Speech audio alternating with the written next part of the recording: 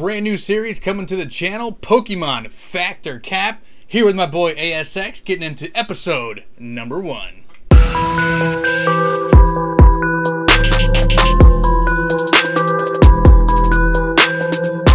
What's going on, Funhouse crew? Welcome back to the channel, TCG Funhouse, where we open up Pokemon cards, we talk about Pokemon cards, but more than anything, we're just here to have fun inside of the Pokemon community. I'm Travis, and I got here with my boy, ASX TCG. Introduce yourself, my man. What's up, everybody? I'm ASX TCG. I do Pokemon openings on my own channel, ASX TCG, so go check me out over there. Very much appreciate it. But I am super excited to be here on TCG Funhouse today to talk about some awesome stuff.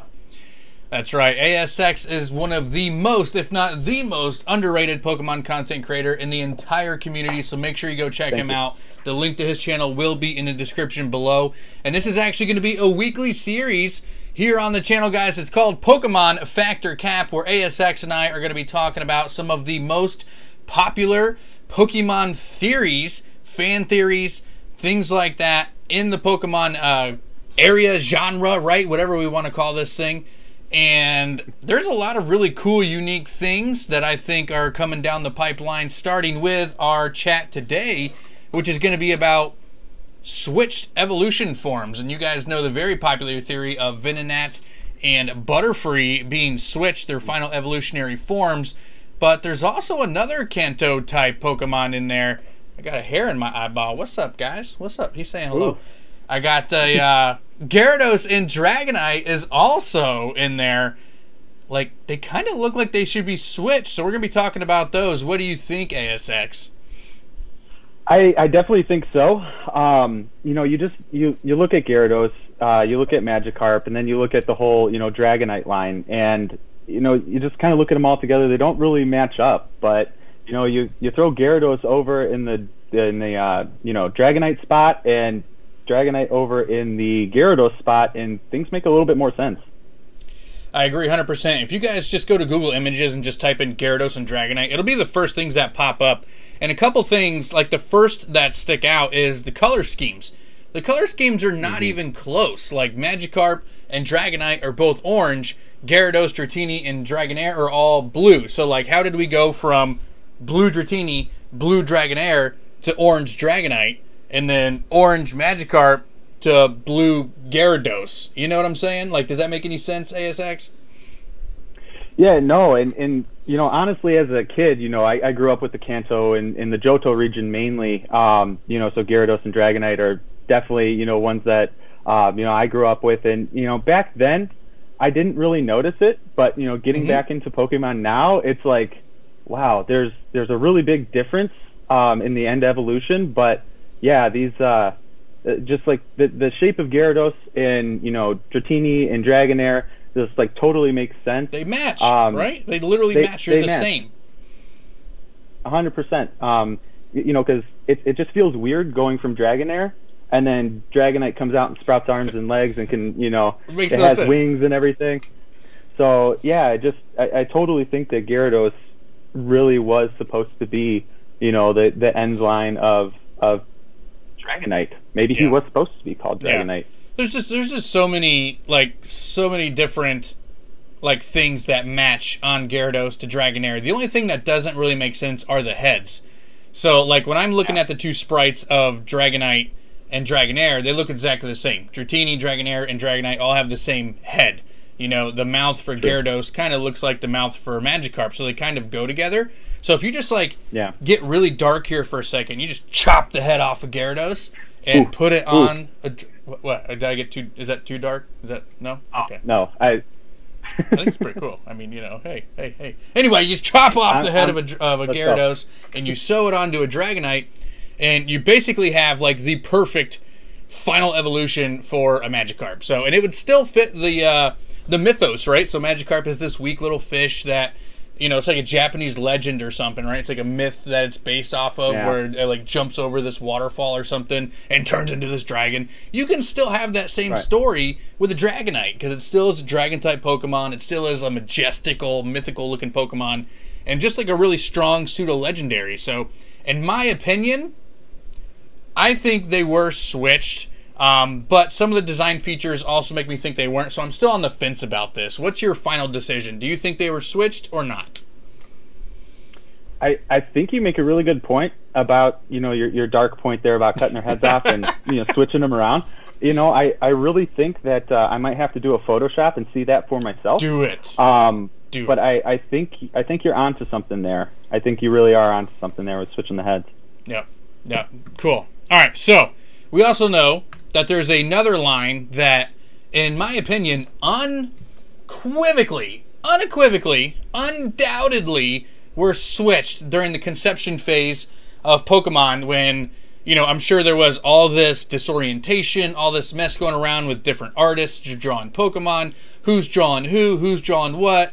They got mixed up. Someone was supposed to draw Butterfree, someone was supposed to draw Venonat, and they just messed it all up. Because when you put Venonat and Butterfree side by side, they are freaking identical. And when you take Caterpie and Metapod and Venonat and put them side by side, they also look freaking identical. There's absolutely no way that Butterfree and Venonat were not switched during the finalizing of the Pokedex and put these Pokemon together. I gotta know what your thoughts are here because nobody can convince me otherwise. No, I gotta say, I am 100%. I'm right there with you. Even as a kid, I remember this specifically. Even as a kid, I thought that Venonat evolved into Butterfree very early on.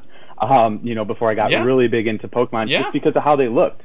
First collecting, opening up those first few packs or so, you get a lot of Venonats, you get a lot of Butterfrees, and they just look like they should go together completely. And I think you're right there. In the very beginning when Pokemon was first taken off, I'm sure it was mass chaos over there.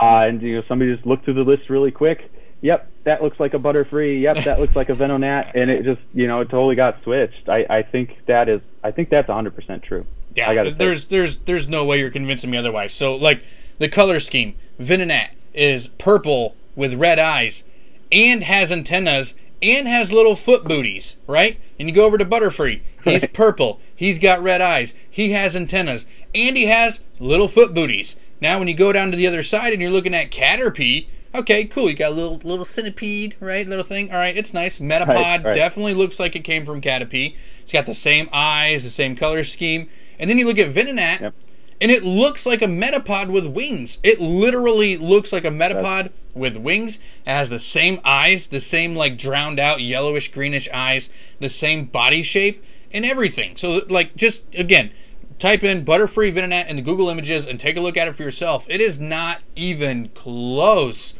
to make sense the way that we actually got it. Like not even close. So what is your final grade on the Venonat and Butterfree? Are you going fact or are you going cap on this? I think I'm going to go fact on this. I think I am going to go fact on this just because it's like you said, it's unequivocal. It's really like there's no way. The color scheme, everything about it, it's got features of Venonat. Butterfree does. So yeah, I'm going with fact on this one. Yeah, me too. I'm going fact as well because it's not even close, guys. Like, just look at it yourself. There is absolutely 0% chance that they did not make a mistake when putting the Pokedex together this time around.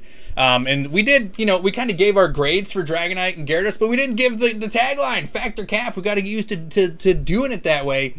All right, so giving me your official fact or your official cap on Dragonite and Gyarados. It's a thinker. That one is. It is a thinker. It is a thinker. It's a little bit further out there. Yep. I think I might go cap on this one. I think I might go cap. Yep. So I was hoping to come to a head pass here and have an argument with you, but I'm also going to cap this. As much as I think that they could have designed both of these Pokemon a little bit better to fit their previous evolutions, I gotta say this is cap simply because Dragonite really does look like a Dratini, just with arms and legs. And Gyarados does kind of look like a Magikarp, just different. I really wish that when we were going back, when they were making the creation of the original 151, they just stuck with blue Dragonite and Gyarados as orange. They should have just left the color schemes, Because if they would have done that, we wouldn't have any of these conversations, like, whatsoever. So, and my thoughts, I'm going cap as well, but I can definitely be convinced into it if somebody came with a really, really strong case. I agree. It's definitely one that still has to be looked at a little bit. I don't think it ends there quite yet, but yeah, it's a close one. It is. Thank you so much for checking out the very first episode of Pokemon Fact or Cap here with TCG Funhouse and ASX TCG. Please, guys, if you're new to the channel, drop a subscribe and smash that like button. It really, really helps out the channel.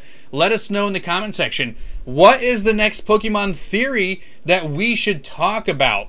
Make sure you guys go check out ASX's channel. I always do this. I point the wrong direction because it's mirrored. Let's take it that way. Okay, so over here, make sure you guys go check out this guy's channel in the description below as well. He posts regular Pokemon content, but we need to know in that comment section, what Pokemon theory do you want us to talk about? And we can give it a fact or we could give it a cap, and we're going to argue one of these days. Today, it was pretty civil.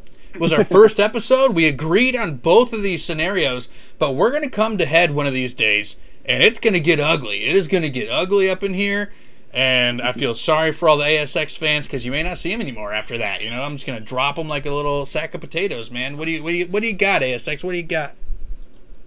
I don't know. I mean, I got some good facts over here. I'm coming on to the TCG Funhouse channel. I'm gonna come strong. I'm gonna bring the facts. You know, and I think you'll be surprised. I like it. I like it a lot, guys. But definitely let us know, because we're gonna look. We're gonna look at those comments, and we're gonna read what you guys want to talk about, and we are absolutely gonna do it. We are going to reply to every single person down there. So again, guys, check it out. Don't forget one last thing. We're giving away a Venusaur box here on TCG Funhouse, so make sure you guys get your entry details coming up here on the video, man. That being said, ASX, send us away, man. Say one last sentence. I always do this when I do a collab with somebody. One last sentence before we leave.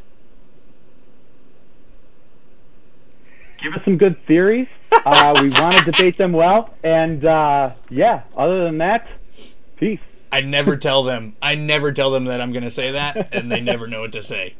Have a good night, guys. Yeah.